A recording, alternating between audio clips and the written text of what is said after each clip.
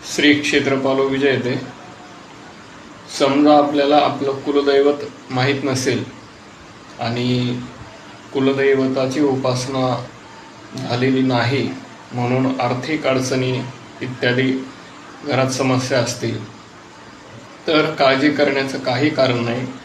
तुम्ही ज्योतिबा, खंडोबा, भैरवनाथ, बालाजी, नरसिंह यापैकी कोणतीही देवता तुमचे कुलदैवत म्हणून तुम्ही निवडू शकता आणि त्यांचं एखादं ठिकाण भैरवनाथ निवडलं तर त्यांचे ठिकाण सोनारी, म्हसवड, खरसुंडी, वीर, कोडीत, आबापुरी इत्यादी ज्या ज्या ठिकाणी असतील ते एक स्थान निवडून त्या ठिकाणी जाऊन तुमचा कुलाचार करू शकता।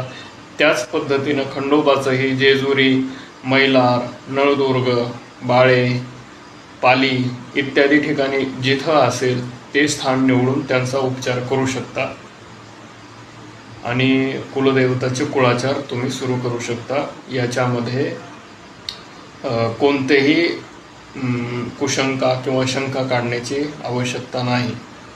आपल्या पूर्वजांनी जे कुलदैवत निवडले होते ते कालाच्या ओघामध्ये विस्मरणात गेले असले तरी आपण निवडू शकतो। रामकृष्ण हरी।